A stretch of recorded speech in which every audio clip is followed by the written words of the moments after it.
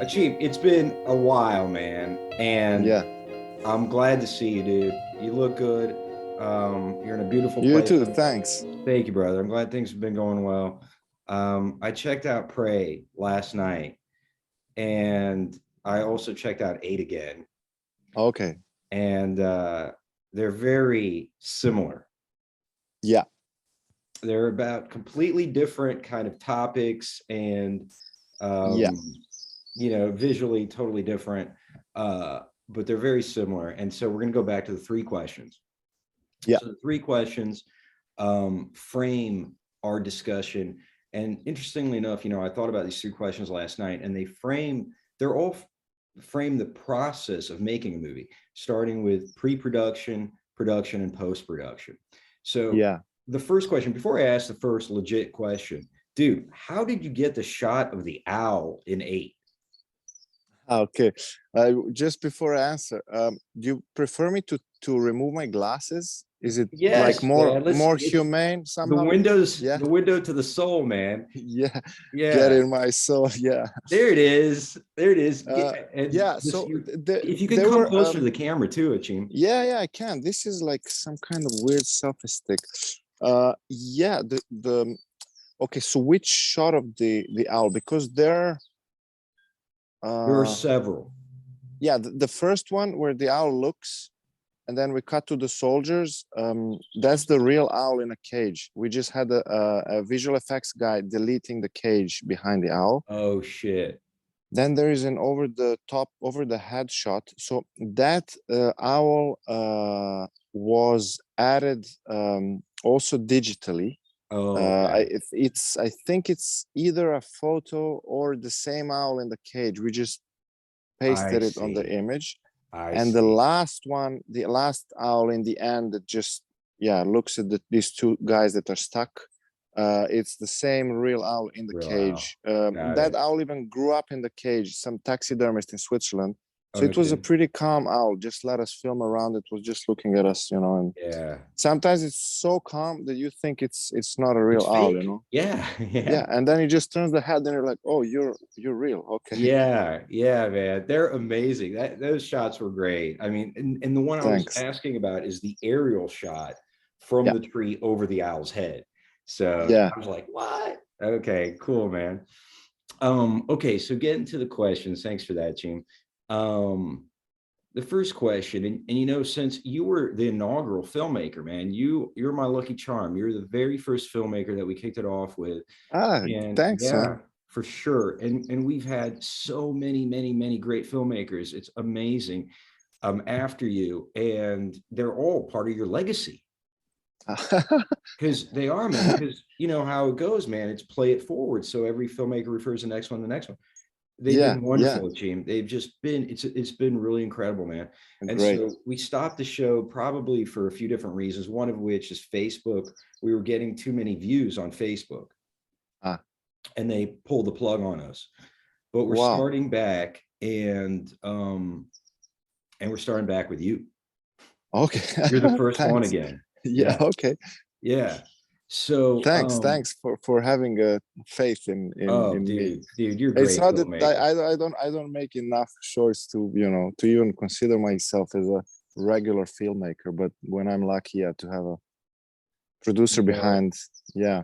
I know what you mean, man. And it's kind of, one of the things that I wanted to change, 15 years ago when I got this idea is that, like, just let's make short films. Let's just make him and just really focus on the story.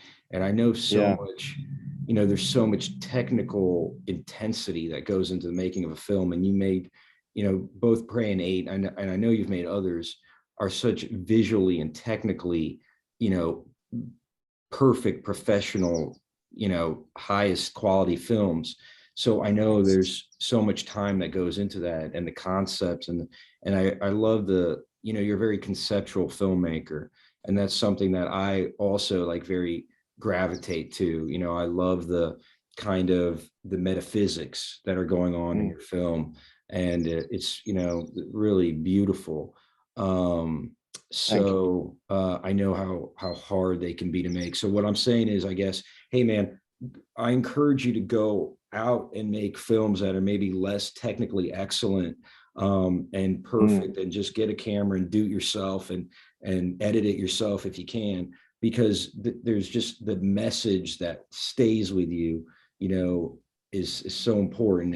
And you know, to hear you say, you know, I don't make so many, you know, this I know what you mean. Like, you ask yourself, am I a writer or a poet or a filmmaker, an artist, because I make one thing every 2 years, you know? And yeah, it's like, fuck it, yes you are, yes you are, of course you are, of course you're a great artist, you know, you really are, Acim. thanks. You're a great artist. Thank you. And that's what the real is at the end of the day, you know, the real, the truth. um but having said that, you know, the first question, which really does align with the pre-production and kind of where I went on this tangent, is saying that, you know, there have been so Mm, many filmmakers since you, and oftentimes younger filmmakers in particular, like I was at a certain point, like you were at a certain point, you know, we're insecure. So I'll ask the question, well, hey, what is the inspiration for your film? And the filmmakers will go in, well, you know, I wanted to get into festival, blah, blah, blah, blah, blah. And it's like, and then I have to say, no, no, it's not. That's not the question. It's like, where was the spiritual inspiration? Where was the intellectual? Where was the you know, that metaphysical part? So where was the inspiration for Prey? What was it? Um, basically, the one evening, like when was it? Like maybe 8 years ago, um, 9 years ago. I was walking with my girlfriend at the time, and through Paris in the night, and we were just chatting about stuff, and somehow she mentioned um, a stalker that stalked her recently when she was coming back from somewhere, and I was like, yeah, okay, tell me more about this experience, because I didn't hear many stories about that before. I was aware it exists, but I was, I guess, more mature to think about it deeper. And then I was thinking, hey, how? Okay, so what would be if a woman started stalking a guy? It wouldn't really work, would it? So like, how many women would you need to stalk a man to make him feel as afraid as a woman would feel afraid if there was just one man behind her back? And that's where it just clicked. I'm like, this just could be an interesting short film without any dialogue, and let's just explore this subject. And then I made a little Indiegogo campaign. If you probably heard of the website, like Kickstarter. Yeah. And we just didn't, and I was convinced we're going to get money quickly, because it's, as I was researching it, and there's so many websites and Twitter pages about, stop sexual harassment, stop street harassment. And I was like, wow, this actually is a global problem on a much bigger scale than I could imagine. So through this research, I thought, well, you know what, there aren't many short films on this, we can probably get the money quick enough and just do a low budget short. And we couldn't. It was, yeah, maybe my Indiegogo presentation was bad, I don't know. We just got a few $100s. I'm like, it's just not gonna work. And it took years and years and years until, Hmm. what, 6 7 years later, until a producer in Paris, Eric Pellegrin, from a company called Bridges, a great friend now and producer, he liked Eight, saw Eight and said, hey, I liked your short, let's meet, do you have some other shorts, something cheap, that we can do in 2 3 nights in Paris? And I said, well, here's one of these. And around those, I think around that year was the Harvey Weinstein thing and Me Too Mm, movement, and mm, it mm, went mm, even, it mm, skyrocketed. mm, The mm, And he was like, no, this is the moment, let's do it now. mm, And yeah, I think it cost maybe about 10,000 to make it. mm. Of Nobody was paid. Everything went into equipment and food and course, logistics. of course.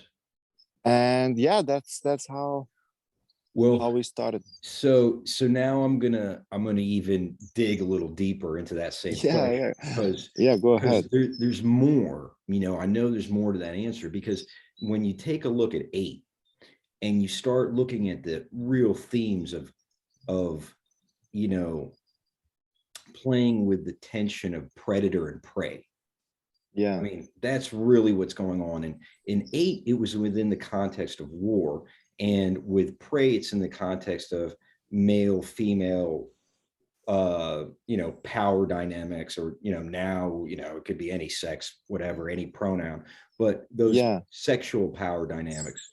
yeah, And this is this, so there is something in you that has, that wants to explore the tension between these aggressive power dynamics that are in the vestigial reptilian brain. So yeah, I guess uh so. Yeah. what's up with that, man? You know, I mean, I need to really think deep, as you say, to give you an answer to this. But I think one thing that fascinates me is like in prey, it's a predator that turns into prey in the end of the film, without spoiling it much. But and it's, you know, just being in the other person's shoes, and at the same time showing the differences and similarities of two different innate human beings that, you know, they're Mm, just mm, they're in a different uniform, mm, but they are mm, capable of the mm, same cruelties mm, mhm. and the same rage, the same inhumanity. And inhumanity, do you say like that? I don't know. Yes. So it's in prey, it's that. Yeah, it's as you say, it's a bit similar. And kind of the hope in prey is because that's, I guess, one of the, I guess, resolutions. It's maybe too uh how to say that. I mean, the one of the key resolutions for, you know, racism, sexism, and many other issues is awareness, right? Is as long as the Yeah. awareness rises, Yeah. but awareness cannot go alone. You know, it's tied really closely uh, to social status, position. How do you call that in English? What do you call that? And to cultural things. To it's really complex. But in Prey, I was hoping to just show that, hmm, if this guy tries to walk in the, you know, in the other shoes for a little Mm, bit and feel the mm, same fear, mm, and awareness should start to grow in him, mm, you know. mm, And I mm. hope that people see that in the end, Yeah. because it was kind of, you know, like the beginning, it's twisted a little bit, also metaphorically, to see this twisted guy, and then we go Right. out of him, and in the end it's not, he's just straight, and we go back to the same kind of his eyes, Mm, which kind of just shows like, okay, there is something happening here. He's not going mm, to be now maybe a good guy, essentially, but he's going mhm. through some kind of transformational potential to transform, Yeah. I love that. or something. I don't know. I think fear also crushes the ego, you know. It's Mm, in many different situations, it and when ego is crushed, there is a little bit more space for consciousness to, and awareness to, like, what's happening, okay, yeah. you know. We get Yeah. caught up in the, so yeah. Sorry, my English is a bit No, all over your the English place, is but beautiful. hopefully you understood what. Your English is perfect, man. Thanks. Yeah, I think that's a profound statement, that fear crushes the ego. And it's a very, maybe you can make a movie about this, because the the paradox is, it's got to exceed the threshold of fear that most people live with. Because what I mean to say is that fear causes the ego to a great extent, and then once it there's a tipping point, you break open, you know. Yeah, And I think it's a yeah, really profound statement. yeah. And it's a, you know, it's a, I think, a very well known thing is that um lots of people who have anger are actually angry as a reaction to fear, you Right. know. And it's yeah, it's I mean, you know, there are tons of books on this stuff. So the second question is really kind of related around production, and as a writer director, the vision that you hold. You have a vision as you're filming, directing, and it's almost crude to say for me to ask, but on one hand, it's a very valid question. What were you trying to say when you're making the movie? Okay, so just to explain it a bit more, you mean like trying to say while making, in a difference to trying to say after completing it, or Exactly. with the script, Exactly. or Exactly. Because that's the second. So I'll give you both questions. So yeah. what I like to do is I like to ask this question of like, what do you feel the movie, what did you want the movie to say? What was the intentionality behind directing the movie? So there is that kind of a crudeness to the question. Well, what's the film trying to say? Tell us the meaning. But when you pair that question with, now that you've made it and it's Mm-hmm. in post-production and you're looking back on it, what do you see the film saying? And oftentimes those two things are very different. Huh. Yeah, that's interesting. I mean, I need to think about this because, yeah, if I understood the question well, I Yeah, mean, the thing is, if the film, I think the film didn't fail its original idea in the script. So maybe visually or performance-wise could have been even better. But I think when I look at it now, and we were editing it and color correcting it, I'm like, okay, this sticks to the script. The theme is there. There is this essential kind of the first concept, like, what would it be like, and how many women we would need to make one man be as afraid as a woman is while someone's stalking her. I feel that for me, it's there. So I, yeah, I could say it's the thing that I wanted to say. For me, I think it's the same thing. I don't know if I replied well to your, I mean, answered well to what you're asking. It's a bit, yeah, I don't know, because I know maybe what you mean is that sometimes editing finishes and you discover another theme and you're like, wow, this is even better. Or it could be like, shit, I didn't do it. I missed the theme, even though there's some other sub themes. I don't know. If, yeah, feel free to squeeze more out of me if it's not I enough. like the way You you know. put that. I like that way you Yeah. put that. You know, in retrospect, as you look at the process and you look at the uh, work and you reflect, right? You reflect on the experience. How have you changed after making this film or through the process of making it? Okay, you really prepared the questions well. Thanks, Acim. It's been a while. I've Okay. had a few people in between the last time we spoke. Yeah. Let me think. How have I changed? I definitely, having a few interviews also for a couple of blogs after the filming and everything just made me think, yeah, let's just try to keep making films that matter. Let's just try keep making films that have that will have an impact or inspire someone, because all of filmmakers have lots of ideas, but you're like, yeah, but there is something else when you do the film about a subject that's a really really